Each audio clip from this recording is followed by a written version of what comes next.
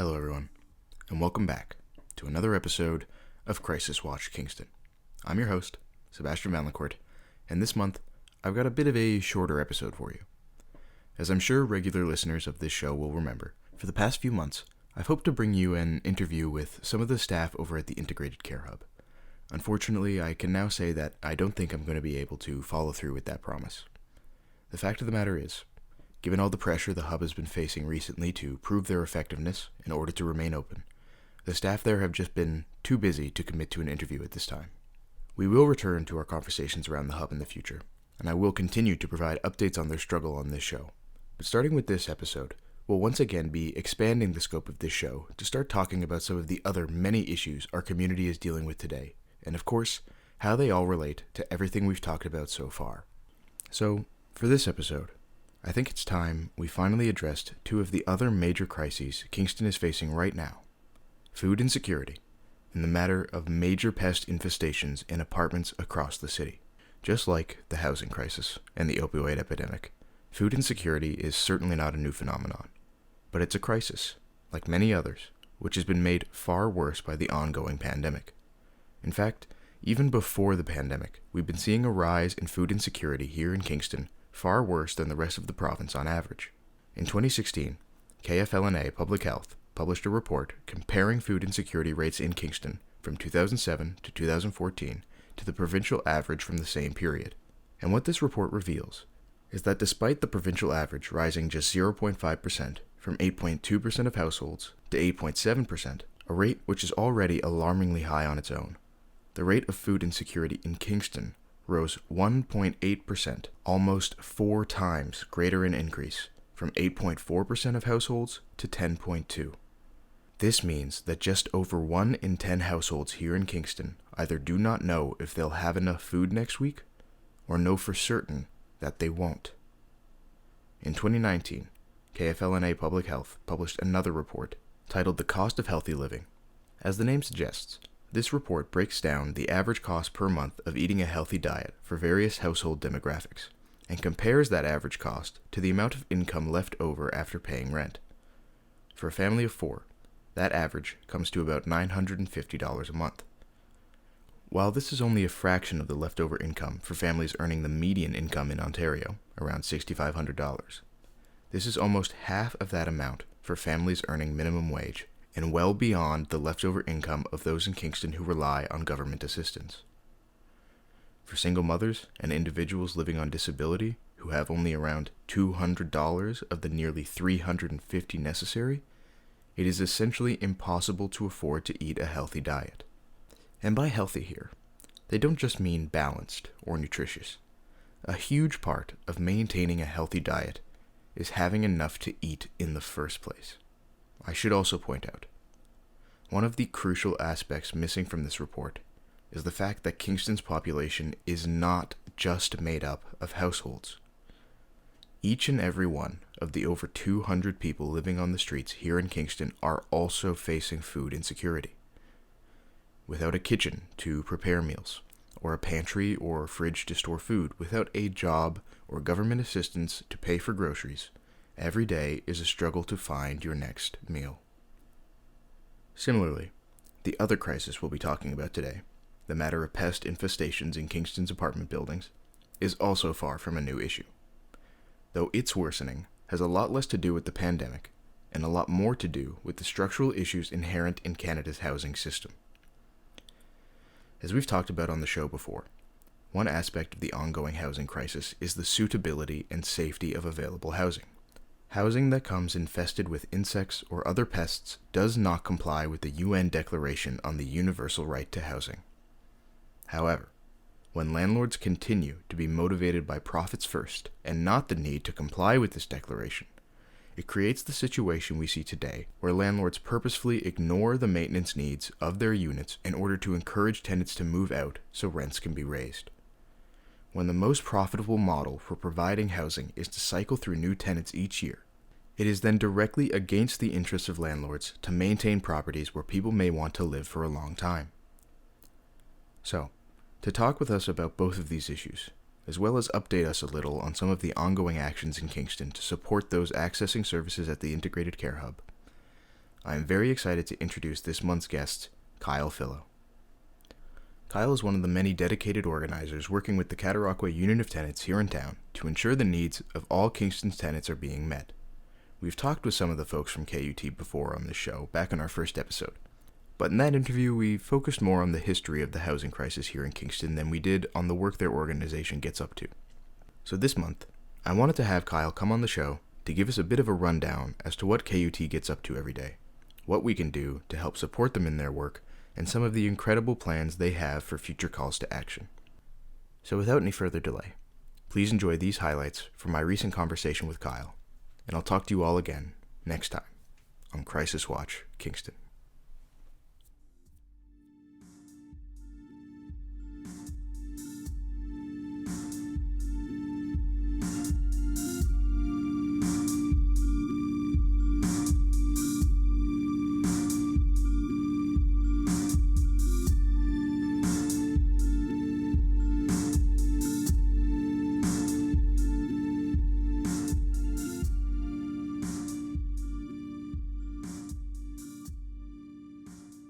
Yeah, so my name's Kyle Fillo. I'm a KUT member, the Cataraqui Union of Tenants. We're a tenants union here in Kingston, working to provide affordable housing support for all members of our community.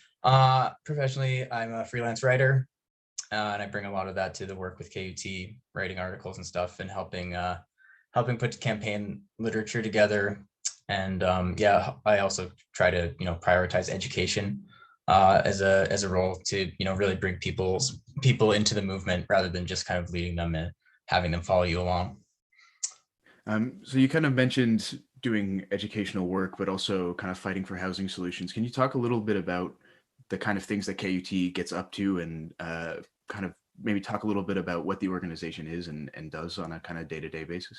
Yeah, so we're still a fairly small organization, but I think we make a pretty big impact. One of the main ways we're helping the community right now is we've got a food program. We're we're serving over 2,000 meals per month over at the Integrated Care Hub on Montreal Street to the people who use the services there. And that's 2,000 meals purely through donations and volunteer work. We're homemade soup and sandwiches, along with fruit, drinks, cigarettes, and whatever people feel comfortable making. Some people make cupcakes. Some people, have been sending herbal smoking blends to people. So that's kind of one of the main things we're doing at the moment, because obviously, over at the ICH, there are organizations in the city that are paid to send food to these people, but a lot of the time it's, they're not as reliable as necessary, or even the food isn't as high quality. So we saw a gap in the market kind of there, and stepped in to help feed people and give them the kind of nutritious, healthy meals they need. So you mentioned your kind of volunteer network that helps contribute to these meal programs, and that a lot of the food itself comes from donations. Can you talk a little bit about the kind of organizational structure of that, how that sort of came to be? How did you get this program off the ground? So we just sort of started doing it because we were back in the summer, we were doing weekly barbecues over there. But because of the COVID outbreak they had back in November at the ICH, we kind of had to stop doing those in-person things, but we still wanted to continue making an impact over there. So we just sort of started cooking soup and delivering it. And at first it was, 1 day a week, and then 2 days a week. And we kind of just pushed into our, 600, 700 person network of people we've got in the tenants union. And they, we're serving food every day, basically at this point, soup, sandwiches, having people deliver it. So it's been pretty kind of more spontaneous. We're getting better at sort of standardizing it now, because food insecurity is rampant in all communities, so ideally we would even like to expand beyond just the ICH itself, and have food sent to locations in lower income neighborhoods and places where people are working 2-3 jobs, and give them an option other than having to stop at McDonald's every day to feed their kids and feed themselves, because a lot of these people just don't have time to cook a proper meal. We when my partner and I cook, it takes 4 or 5 hours to make soup for 80 people sometimes, and it's just like that kind of time commitment when you're working 10, 11, 12 hour days is just impossible. And your health suffers because of it. So like we're really trying to just continue expanding our structure and our volunteer network, and obviously our food and monetary donations in order to be able to help kind of help change some of those trends. And because people's health is suffering, and it doesn't have to, like we can feed 80-90 people for less than $1 a person. So it really is just kind of a scale problem at the moment, but we're sort of working on it and trying to get the processes in place to make that possible. For sure. So you mentioned a volunteer network of 600-700 people. I mean, that's pretty impressive numbers, especially in a kind of smaller community like Kingston. How would you kind of describe the membership of KUT? Is it something that's kind of, I mean, obviously it's a tenants union. So is it mostly people who are renting that are part of this network, or is it kind of homeowners? Is it? Yeah, so I mean, first and foremost, we are a tenants union. So the majority of the people who work with us are tenants, because beyond the food program is a little bit more of a I would say an agnostic issue. Everyone cares about feeding people who need it, but in some of our other kind of more militant work, it is really heavily tenant driven.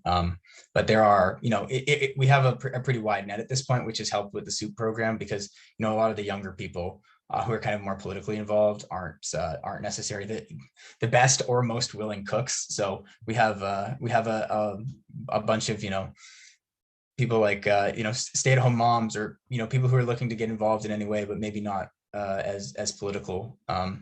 Stay-at-home dads too, obviously. Yeah, we've sort of just used the people skills that we have in the organization and built it up from there, because that's kind of where we're at right now. It's still like we have, like I say, 600-700 people who are like loosely involved, but I would say that there's a core of probably about 50 people doing most of it at the moment. So we're just always trying to get just see what people are willing to do and go from there. For sure. So obviously this meal program is quite extensive, and I'm sure it takes up a lot of your time in the organization. But what are some of the other kind of ongoing projects and things that KUT is working towards? Well, another really major thing we're doing at the moment is we're working on a pest campaign. It dealing with people who are living in infested apartments. It began here when we got word of a tenant who was taking they lived in a building owned by one of the really big corporate landlords, and she was taking them to court over a pest infestation, like bed bugs and cockroaches and stuff. And so that was really interesting, and after we got in contact with her, we got more interested into the issue, and realized just it's an insanely huge problem. Pests are just like all over the rental market in Kingston, especially, and as we've reached out more into Ontario as well. Like we kind of offered our support and sort of structures as a tenants union and organizing experience as well, to be able to sort of support the tenants making their own campaign against their landlords. Because it's just like some of the stories we've heard of the conditions people live in are terrible. We've heard of children being bitten by rats, people with cockroach larvae in their skin. You can't cook, you can't live in your apartment because of the severity of the pest problems. And like everything's in boxes, everything's in plastic bags. Children are growing up like this, they can't play on the floor. And beyond that, even further beyond that, we think of cockroaches and bed bugs as mainly kind of like a psychological issue, like just kind of knowing that there are bugs there. But we met a woman who's gotten E. coli from cockroaches in her apartment, and so we've also been trying to put together some campaign posters about all the diseases and bacteria and stuff that you should get checked for by your doctor if your apartment's infested, because it's like the scope and the scale of the problem are just like so crazy that we're just like, this is an easy rallying point to be able to get more people involved, because every single person we talk to who lives in these buildings has the same story, and they're not being heard, and they're just suffering in isolation and silence at the moment. When we sort of talking about these infestations, are these whole buildings that are being affected by this? Is it collections of buildings in a certain area? Is this across the entire town that these infestations are taking place?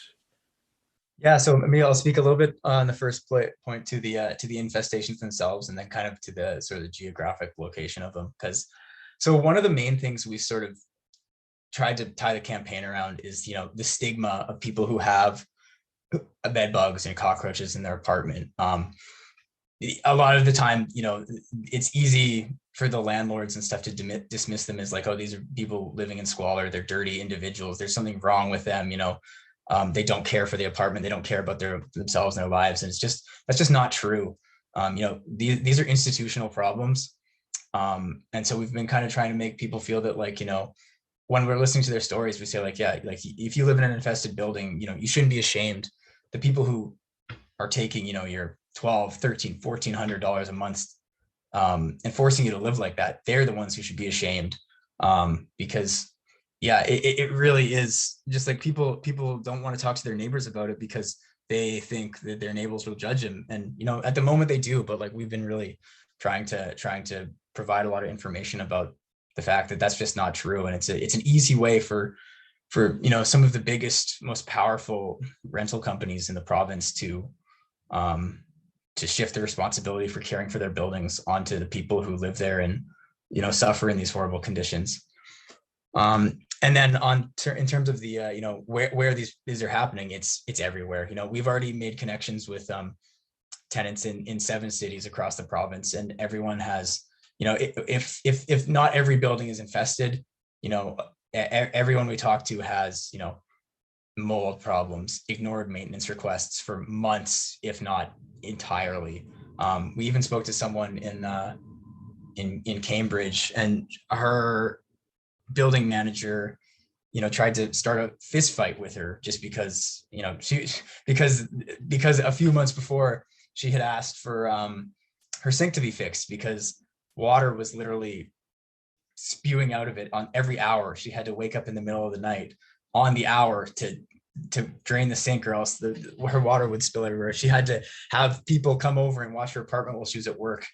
And she asked the building manager to fix this, and she was ignored and kept pushing this issue back with this person, and eventually the person like physically confronted them about it. And so yeah, it like what started as strictly around pests has sort of just become a kind of larger tenant people's movement about the conditions in rental housing across the province, because everyone might not have cockroaches, but everyone's got something that they're dealing with, especially in these big corporate landlords who own dozens, if not hundreds, of buildings and places around the province, and have just let some of them basically the mortgage is paid off and everything, and they're just like, okay, it's free money, we'll let it fall apart, and then to no matter what the consequences are to people living in these situations. It's a lot of immigrant families, low income families who have no other choice but to live here or live on the streets. I think as a tenant unit as a whole, like housing is an extremely important issue to focus on politically at the moment. Because I like to say, because it touches everyone in some way. Young people like myself, I'm unable to afford the insane rents anywhere. Like I just moved here from Vancouver last year, and I thought, oh, it's Kingston, how much more expensive is it going to be? And it's like the exact same. And home ownership obviously is just like completely out the window at this point. But then this spirals down to the people living in conditions like this, who are choosing between basically living in a cockroach infested, mold ridden hell or homelessness.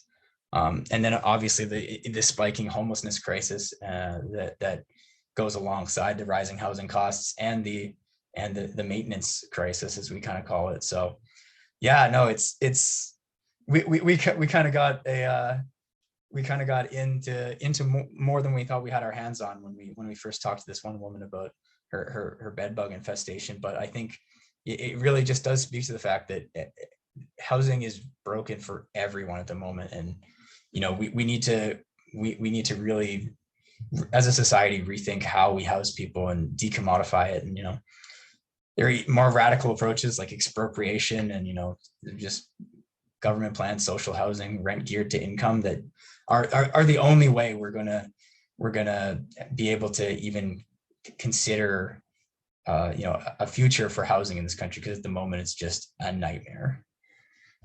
Absolutely. So thank you again for coming on today and talking with us about the work that your incredible organization is doing. Before we end off here, I always like to give my guests the opportunity to share any calls to actions or events that are going on in their community, whether it's related to things that we have talked about today or not.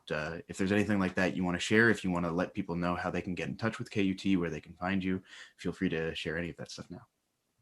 Yeah, so I think number one, we're always looking for more volunteers and donations. We're a small organization doing as much as we can and doing a lot, frankly, I think, but our resources are constantly stretched thin, monetarily and with people's time. So we've got a Facebook group. I think it's Cataraqui Union of Tenants or something like that. Search up that, it'll come up. And then you can find more information about us at tenantsunite.ca. We put out a lot of articles, we put out political statements, or we have resources for, tenants if you're trying to be evicted or something like that, or if you're, need to take your landlord to the LTB or something. So give that a check out for sure. But there's also a GoFundMe, because the food program, as I mentioned before, is completely run on donations and volunteerism at the moment. So any money that we could, but your money's going a long way through there versus, some of the other places you can donate it, where a lot of it goes to operational costs and salaries, et cetera. So we can 100% of the money you donate to us is going back to the community to feed people who, are living out on the streets or who aren't being fed at all. So, yeah.